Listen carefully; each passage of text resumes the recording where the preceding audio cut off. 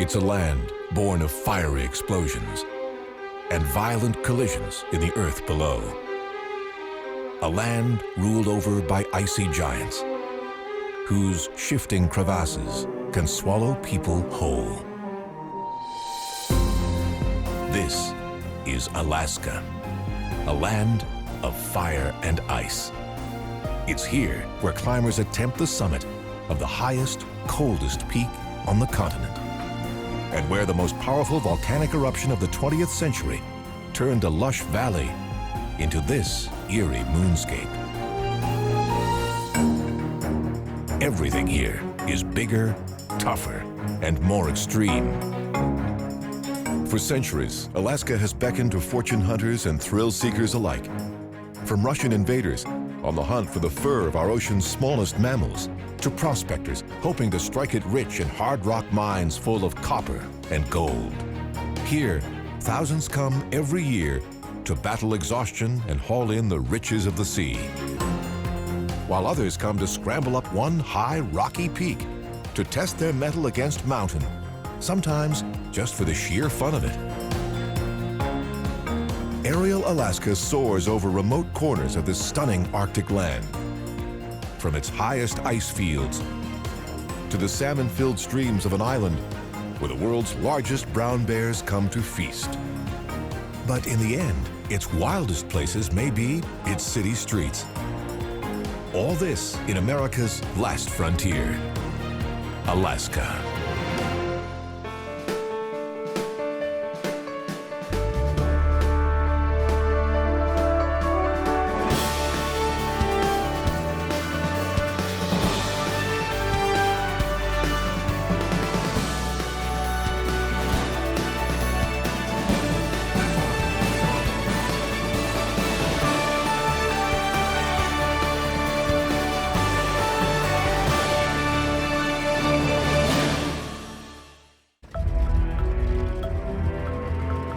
From a tiny airstrip in the town of Talkeetna, a bush plane lifts off into Alaska's wide-open sky. On board is a team of mountaineers preparing to tackle one of the most difficult climbs in America, in one of the coldest mountain ranges on the continent. At the controls of this single-engine beaver is veteran pilot David Lee. He belongs to a family of legendary bush pilots who began flying in the Alaska wilderness back in 1932. Today, his 60-mile flight will carry the climbers up into the snowy peaks of Denali National Park.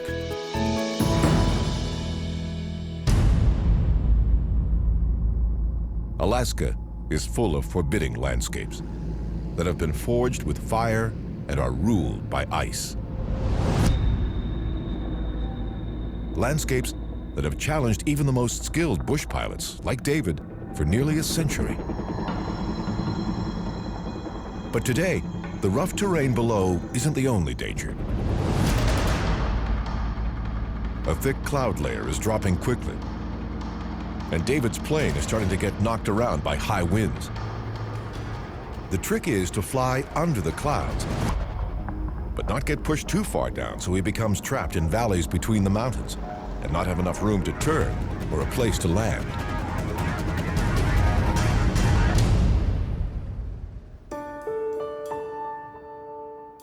Inside, the climbing team is eager to get a glimpse of their quarry, the king of Alaska peaks, Mount McKinley. When Russians established the first European settlement in Alaska at the end of the 18th century, they called this peak Bolshaya Gora, or the Great Mountain. But in 1896, a prospector named it Mount McKinley.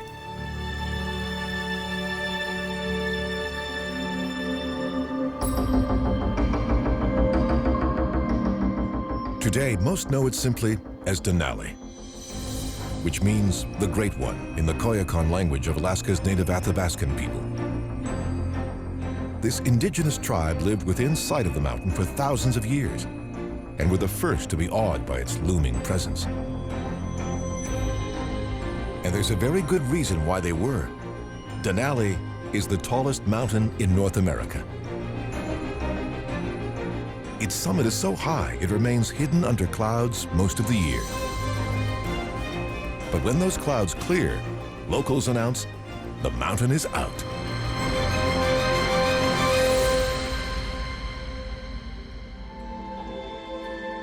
Denali is located in the south-central part of the state, between the cities of Anchorage and Fairbanks. It lies on the massive Alaska Range that curves for 600 miles, like a giant backbone.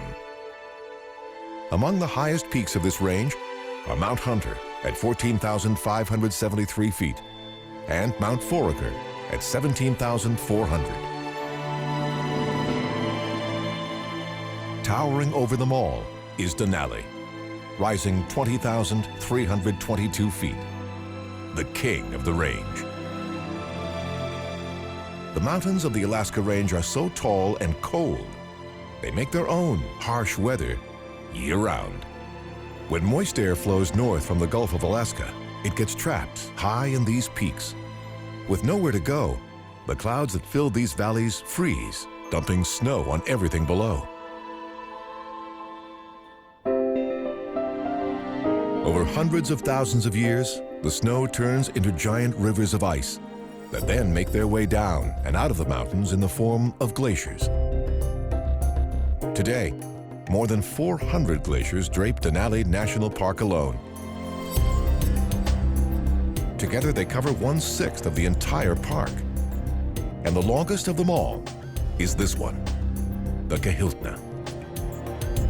It starts its long descent at just over 10,000 feet and then snakes south for 44 miles. From high above, this glacier looks like a solid mass.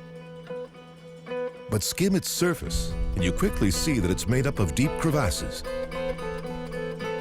Icy chasms, many of which could easily swallow a plane whole. Above, the clouds are forcing David Lee to drop down closer to the ice. Here, mountains can appear suddenly from nowhere, out of the mist. That's why David is following the Kahiltna. It offers a wide and safer route up to base camp. And while this plane may be speeding up the glacier at 130 miles an hour, the Kahiltna itself is moving the other direction at a snail's pace, roughly 800 feet a year. But its destructive power is awesome. It's hard to grasp a sense of the sheer force of Denali's glaciers until you soar across its snowy peaks and come here to a place known as the Great Gorge.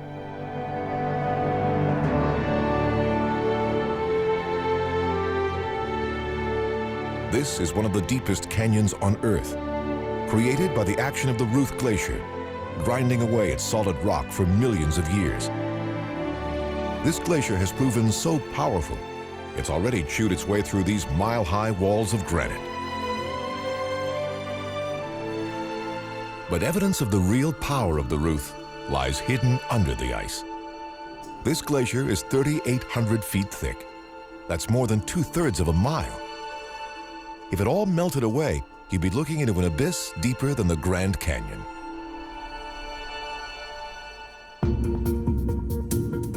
One reason there's so much ice in the Ruth is because it's actually the product of multiple glaciers merging in this gorge and combining their forces.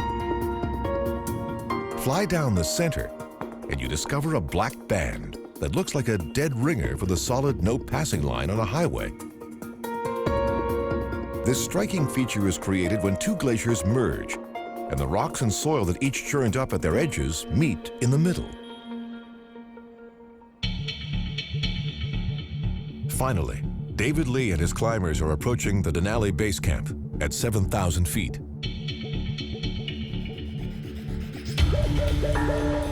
The towering peaks dwarf the tiny tents and ant-like people below.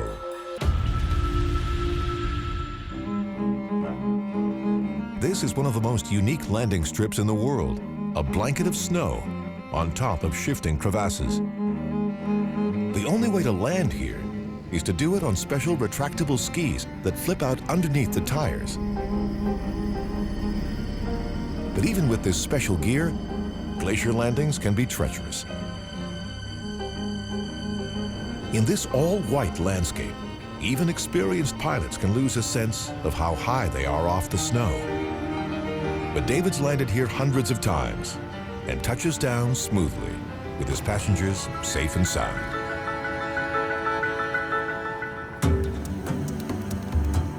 Now comes the most dangerous part of their journey, getting to the top of Mount McKinley. From base camp, the summit is another 13,000 vertical feet, or 2.5 miles higher. Each climber has to carry 2 to 3 weeks of supplies. They tackle the mountain in small groups, all tied together for safety. If one falls into a crevasse, the others can help pull him or her out.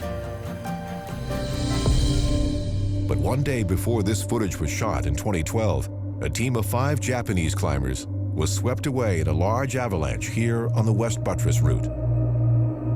Only one of them survived, managing to pull himself more than 60 feet out of a crevasse, alone, badly frostbitten.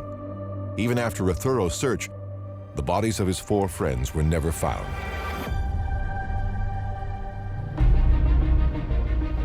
For most climbers, the greatest threat isn't avalanches, but frigid weather. Denali is one of the coldest mountains on Earth, since it lies so close to the Arctic Circle.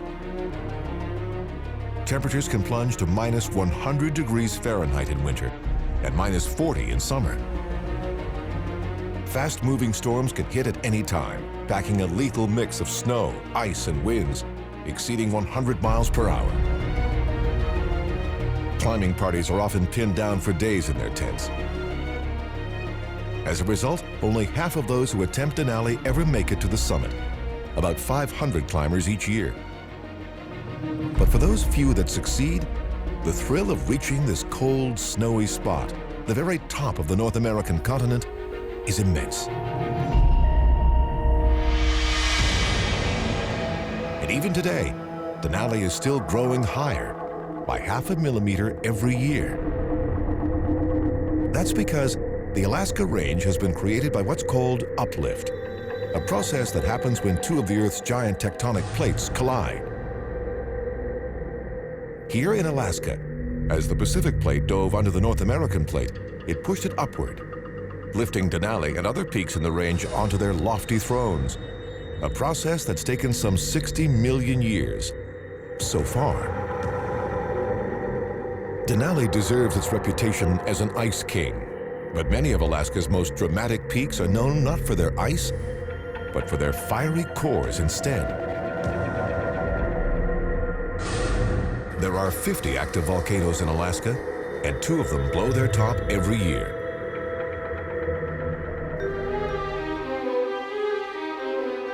This puts many Alaskans on a constant vigil for the next eruption, including those who live here in the coastal town of Sitka on the state's southeastern panhandle. Just across the bay stands Mount Edgecombe, a now dormant volcano. On April 1st, 1974, when residents of Sitka saw black smoke pouring from the volcano, they panicked, assuming Edgecombe was rumbling to life.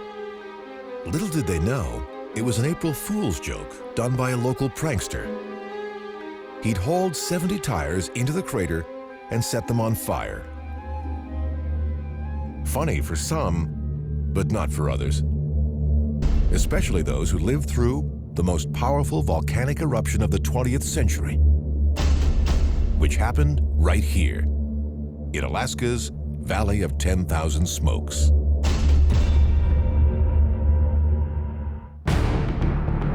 A group of hikers is finishing a 12-mile trek. They've come for a chance to experience one of the most amazing landscapes in Alaska, if not the world. These primitive cabins where they'll stay were first built by the University of Alaska Geophysical Institute as a research station to study the aftermath of the biggest volcanic eruption of the 20th century. It happened here in the early summer of 1912. In late May, a series of earthquakes started to rattle this once lush valley. The native Alaskan people who had lived here for hundreds of years sensed something was terribly wrong. Gathering their belongings, they fled, just in time. On June 6th, a volcano named Novarupta suddenly exploded with cataclysmic force, a force 10 times greater than that of the Mount St. Helens eruption of 1980. Great geysers of magma shot into the sky. Rivers of superheated lava flowed into the valley. The sheer volume of what was ejected from Novarupta is still mind-boggling. 15 cubic kilometers of magma alone. Rivers of superheated gas and ash raced into this valley 12 miles away, flattening lush forests and vaporizing trees, transforming it into the wide, desolate plain it is today. A native village called Savanoski was abandoned forever. The National Park Service later reported that residents on nearby Kodiak Island couldn't even see their own lanterns when held at arm's length. Days of complete darkness followed. In the end, what came out of Novarupta blanketed 40 square miles, with deposits 700 feet thick in some places. When it was over, all that was left of the source of the eruption was this black dome of lava, which was responsible for bringing the devastation to an end. As the eruption slowed, lava bubbled and pooled, plugging its own vent, quieting the volcano. 4 years passed before researchers finally reached the site. When they did in 1916, they found a landscape of steaming vents, leading them to call it the Valley of 10,000 Smokes. Today, it's a place full of bizarrely beautiful sights, like this hidden river that's carved its way deep into the valley floor. To preserve the site of Novarupta and the remarkable landscape created by its searing pyroclastic flows, Congress voted in 1918 to protect the area. The Valley of 10,000 Smokes is now part of the much larger Katmai National Park, which covers more than 7,000 square miles of Alaska wilderness. Today, high-tech devices throughout the valley listen for strange vibrations that might signal that Novarupta is rumbling back to life. No one knows when, but one day in the future, this valley will explode in smoke and flame again.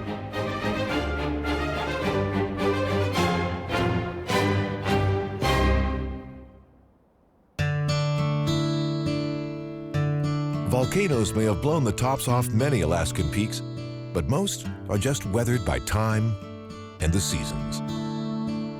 And while winter may lock many mountain peaks in a casing of snow and ice, it doesn't stop Alaskans from getting out into the wild, even into some of the state's most remote places. It's a picture-perfect day here in the Talkeetna Mountains. The slopes are covered in deep powder, the kind of conditions skiers dream of.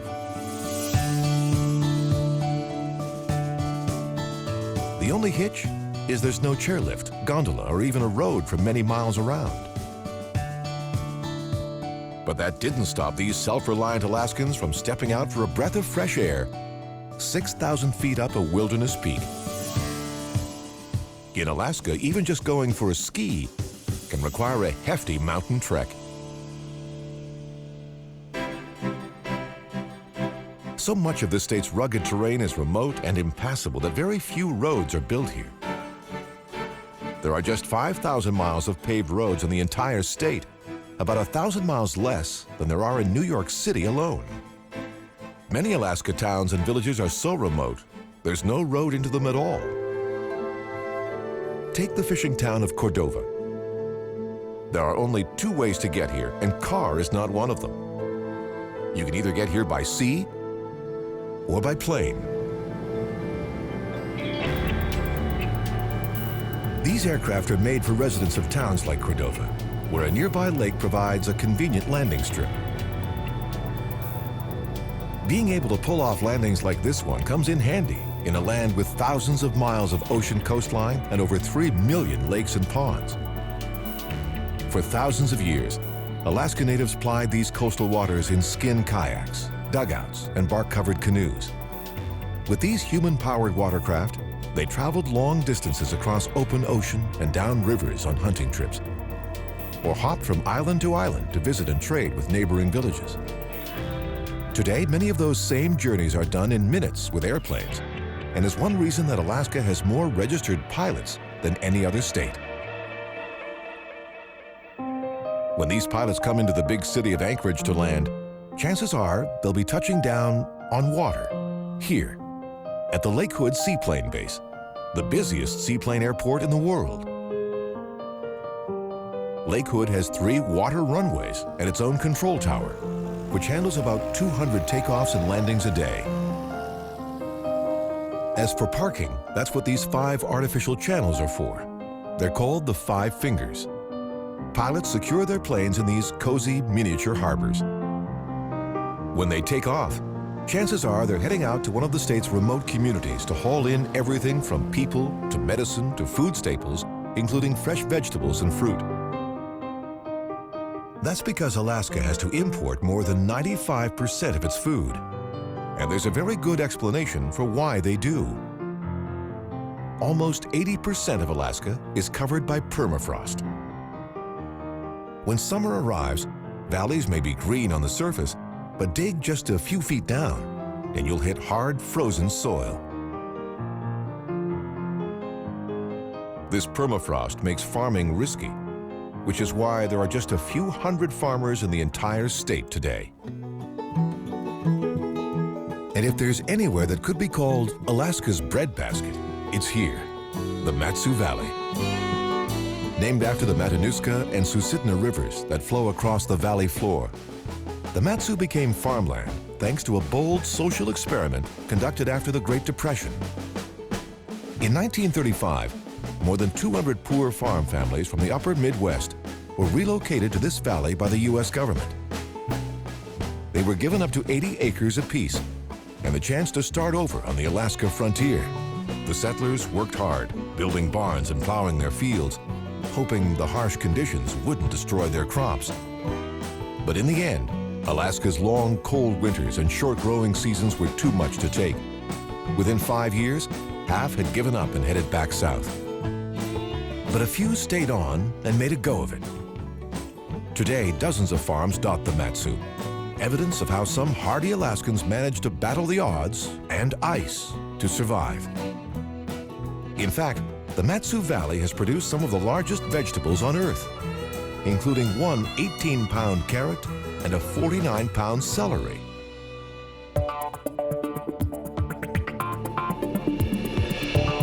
But vegetables aren't the only things that grow to monster proportions this far north. Alaska is also home to the largest and longest glacier in all of North America.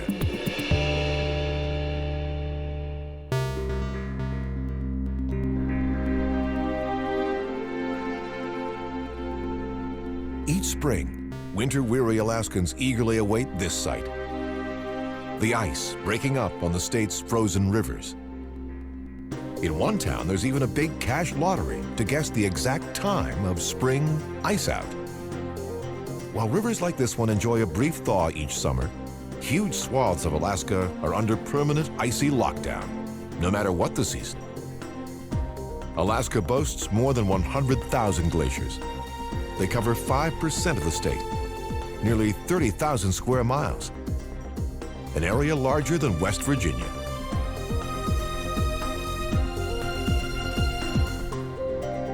Alaska's glaciers come in many varieties. Most are inland glaciers, like those on Denali, but there are many near the coast that flow right into the sea. 20 of these tidewater glaciers reside here in Prince William Sound, the highest concentration of them in the world. The granddaddy of all tidewater glaciers is the Bering, the largest and longest glacier in North America. Looking up at it from its end, the Bering is so wide, it barely fits in the frame. From one side to the other, it's a mind-boggling 10 miles wide.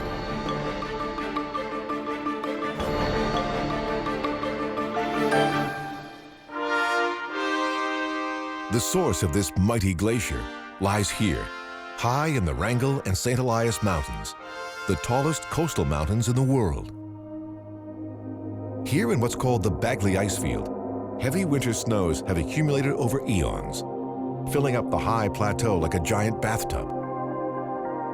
More than half a mile thick in places, the vast ice sheet is 120 miles long and 6 miles wide.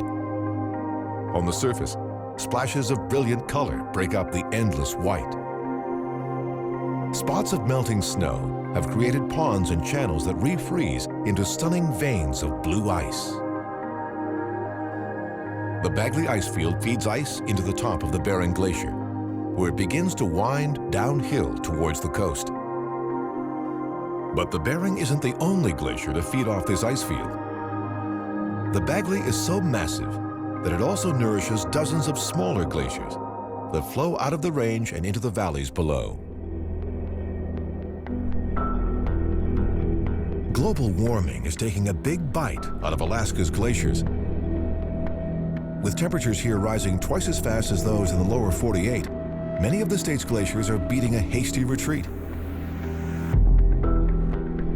Scientists estimate that the Bering alone has lost about 7.5 miles of ice since 1900.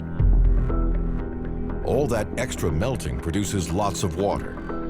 The Bering releases 6.5 trillion gallons of water into the Gulf of Alaska each year. That's twice the volume of water in the entire Colorado River. Scientists are concerned that the increasing meltwater could change ocean currents out in the Gulf. But glacial meltwater also creates some of Alaska's most fantastical landscapes, like this one, the Copper River Delta. Here, the combined flow from 6 glacial rivers slows to a trickle as it fans out across the coastal plain. Through this crazy quilt of mudflats and marsh, streams created by melted ice snake their way to the sea. The meltwater deposits thousands of tons of nutrient-rich silt into the delta each year, building mudflats 600 feet deep. The delta is also home to the largest continuous stretch of wetlands on the Pacific coast. This amazing ecosystem supports millions of birds and fish, including spawning grounds for the prized Copper River salmon.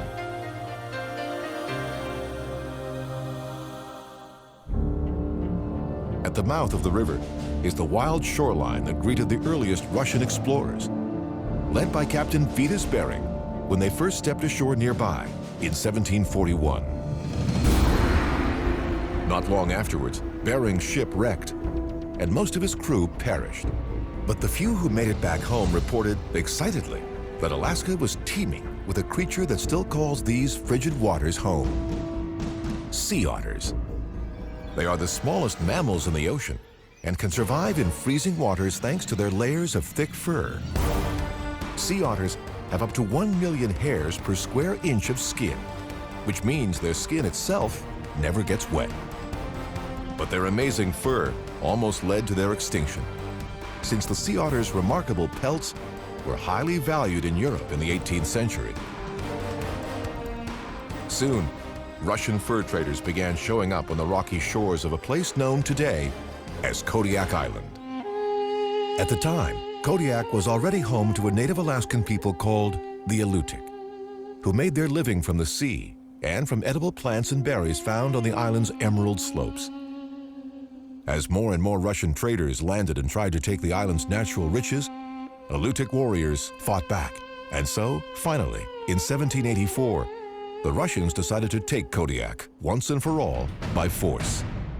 Legend has it that the Alutiiq took shelter on a tiny island just off the coast called Refuge Rock, a natural fortress protected by cliffs 10 stories high. It was a hard spot to attack from the sea, and initially, the tribe succeeded in repelling the invaders.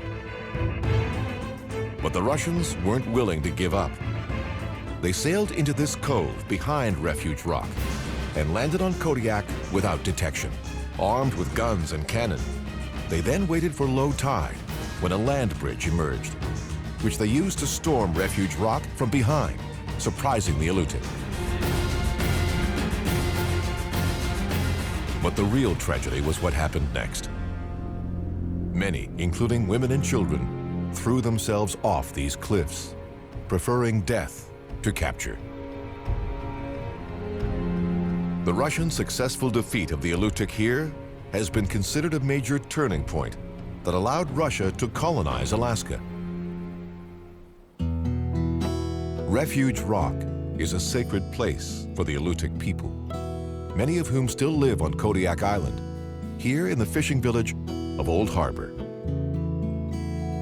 Mending fishing nets is part of daily life here, just as it has been to Native Alaskan fishermen for centuries. Most Aleutic today are Russian Orthodox. The distinctive onion domes of the faith's churches still rise above many communities across coastal Alaska. And today, Kodiak Island is best known not for sea otters, but for another much bigger creature, the Kodiak brown bear. They have been separated from their mainland cousins for more than 10,000 years and have grown to become the largest subspecies of brown bear on Earth. This male, known as a boar, could weigh upwards of 1,500 pounds, 3/4 of a ton. After a long winter in their dens, these bears make for their local watering hole, like this one on Dog Salmon Creek, for a summertime feast. The specialty here is fresh wild salmon. In summer, this creek, like hundreds of others in Alaska, teems with large fish swimming upstream from the ocean to spawn. It's the only time that these normally solitary brown bears gather in large numbers to share a feast.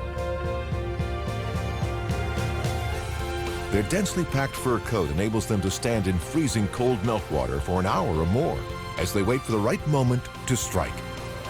But most of the time, their patience is rewarded with nothing more than near misses. On a good day, though, a bear can consume 100 pounds of tasty, calorie-packed salmon. When they catch one, they go right for the fatty stomach, brain, and eggs, and often leave the rest untouched. But come June, bears aren't the only ones trying to spot salmon in Alaska. Here on the Naknek River, an employee of the Alaskan Department of Fish and Game is carefully counting how many salmon are swimming upstream. It's the job of Alaska Fish and Game to ensure enough salmon can reproduce each year to keep the population a healthy size. With data streaming in from many different counting stations, the agency can see when and where the fish are returning. When there are adequate numbers in any one place, the agency opens that area to fishing. That's when the fishing boats roar to life. Alaska's sockeye salmon season is short, just a couple of weeks. Every June, thousands of fishermen descend on the tiny port town of Naknek. They come to fish on Bristol Bay, home to the world's largest salmon run. In 2013, 20 million sockeye salmon passed through this one Alaskan bay on their way to breed and spawn in the rivers where they were hatched. This year, like every year, the competition is fierce. There are more than 2,000 fishing boats from all over Alaska and the Pacific Northwest. Crews spool out the gill nets, hoping to hit a sweet spot where lots of fish will pass. From above, it's a slow-motion ballet of steel hulls and nylon nets. The reason for all this competition is that there's big money at stake here for the fishermen. $165 million in 2012 alone. A crew member could earn $10,000 for a few weeks' work, while the boat owner might haul in 5 times that amount. On the water, it's a go-for-broke fishing frenzy. The captain's jockey for position, fighting the fast tides and other boats that try to cut them off. As the heavy nets are hauled in, the crew picks fish out as fast as they can. On a single day, this one boat could bring in a whopping 6 tons of fish. When the fishing period is declared over, the boats must pull in their nets or risk a big fine. Then, they sidle up to these big tenders where the crews offload the catch and calculate their payday. This short salmon season is one intense fishing marathon. But it's not Alaska's only extreme sport.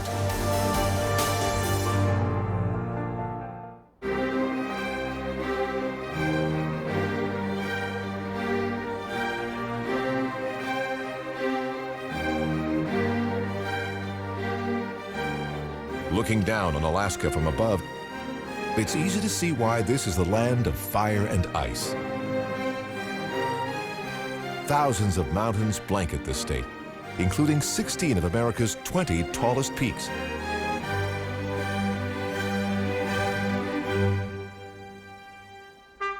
Here on Resurrection Bay, the 2,600 residents of Seward live in the cold shadow of Mount Marathon, which rises 4,400 feet straight up out of the sea. Gluttons for punishment, the locals have made testing themselves against the mountain into a tortuous sporting event. The Mount Marathon Race, which has been held here since 1915.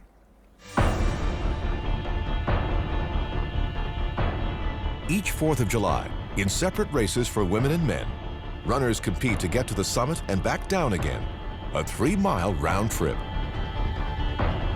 This year, 305 women have come from across Alaska to compete. Leaving town, their first half mile is nice and flat. But after that, it's straight uphill, which means the climbers have to jockey for position on Mount Marathon's muddy, slippery slopes. Above tree line, a runner named Holly Brooks from Anchorage breaks from the pack and takes the lead. It's so steep she can hardly move faster than a walk. There's no one path up this mountain, so Holly has to pick her way across a field of loose rock as she tries to maintain her lead. 100 yards below, her competitors try to close the gap. A long line of pursuers follows. Some even use their hands to pull themselves up the mountain's steep flank. According to local folklore, this spectacle of suffering began as a bar wager back in 1907, when a local prospector bet another he could scale the mountain and return in under an hour. He lost and had to buy drinks for the crowd. Every year, Mount Marathon becomes a mountain of misery for an unlucky few who break bones and bloody limbs in falls, or worse. Later this same afternoon, a 65-year-old male runner disappeared on the mountain after summiting. Despite an extensive search, his body was never found.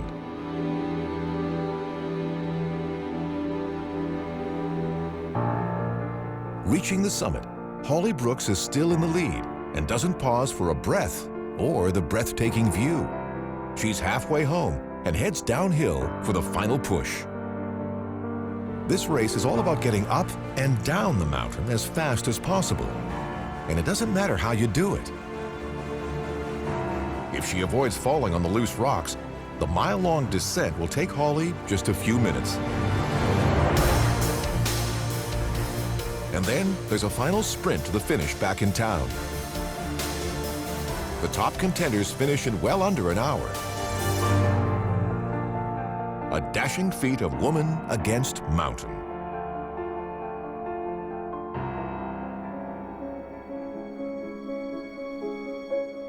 Today, extreme athletes risk their lives scaling Alaska's high peaks just for the fun of it.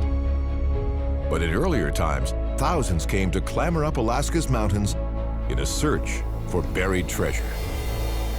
Many of those hopeful prospectors arrived here at the port town of Valdez, nestled between Prince William Sound and the Chugach Mountains. Valdez started as a landing site and camp for miners arriving by ship during the Alaska Gold Rush in 1897. Steamship companies promoted this spot as the start of the Valdez Glacier Trail, a direct route to what they promised were rich, untapped gold fields in the Alaska interior. 4,000 green prospectors set out up this glacier, hauling 200-pound sleds by hand. The route was a nightmare. Men disappeared into crevasses, went snowblind, and struggled up slopes that were twice as steep as promised. Eventually, the prospectors realized that they had been conned. The Valdez Glacier Trail was a hoax, perpetrated to sell tickets to Alaska. Most made it out alive a year later, but many a man found an icy grave in the Valdez Glacier. Soaring high across the Alaskan wilderness, it's easy to see why this land is called the last frontier. But every winter, one of the wildest places in the state happens to be right here in Anchorage, on one of its city streets.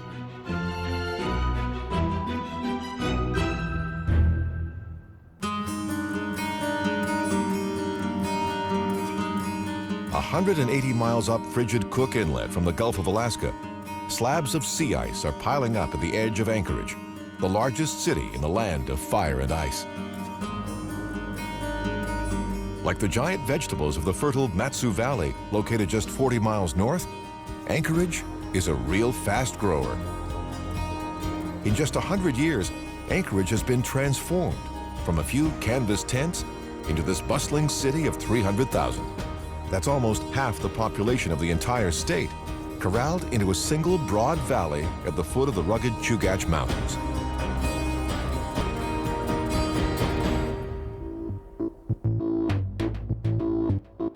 While the deep, dark freeze of an Alaska winter is enough to send grizzlies running for cover in a long sleep, the business end of Anchorage stays awake and moving 24/7. Here in the city's deep water port, giant steel pods stuffed with tons of consumer goods are being offloaded from this 400-foot-long container ship just in from Seattle. With peaks like this in the backyard, it's easy to rise above it all in Anchorage. City dwellers and visitors flock to these trails up nearby Flat Top Mountain. 3,500 feet high, Flat Top is often called the most climbed mountain in Alaska, and it's easy to see why. The walk up to the summit is only 1.5 miles long.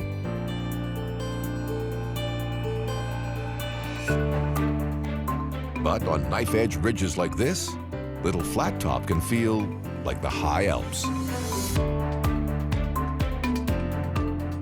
From the summit, the sights are panoramic. All of Anchorage stretches out far below, along with what seems like much of the rest of Alaska, too. A major city of hundreds of thousands, and an epic wilderness of millions of acres, all in the same sweeping view. But Alaskans aren't just fair-weather outdoor friends. Come winter, when daylight throttles back to just 5.5 hours a day, the streets of Anchorage are transformed into a winter sports playground. The first step is turning the ice from foe to fun. Running 13 blocks along the edge of downtown Anchorage, Delaney Park is a favorite spot for getting out without ever leaving the city. Called Park Strip by the locals, it was built into the original city plans back in 1917. Used originally as a fire break to protect the town in wildfire season, the park also did double duty as the city's first airstrip. Today, the only things flying here are the pucks in the busy outdoor hockey rink. In winter, temperatures in Anchorage can drop to 30 below zero. On bitter cold days, there are apt to be as many dogs doing laps in the park as there are joggers. In Alaska, the weak winter sun never gets far above the horizon, but the low-angle light can throw some dramatic shadows, turning these well-mannered sled dogs into what looks like a pack of wild wolves.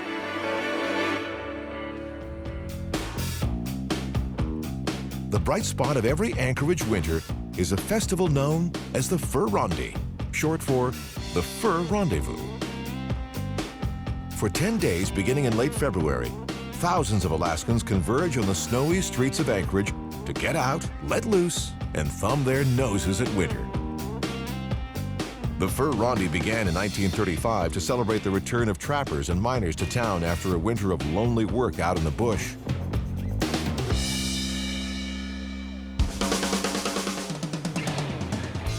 The strangest event has to be a spectacle called the running of the reindeer. In this frosty version of the bulls of Pamplona, Spain, 15 impressively antlered reindeer, also known as caribou, have been recruited for action. Here on 4th Avenue, the running surface has been prepped with tons of snow, and hundreds of enthusiastic participants have prepared by dressing in elaborate costumes, or practically nothing at all. The goal is to survive the mad dash without being gored or frostbitten, all in front of a crowd of 10,000 spectators. While certainly zany, the running of the reindeer does reflect something true about the spirit of winter here in Anchorage. The way the wild things start on one side and the people on another, and how they come to run together in the land of fire and ice.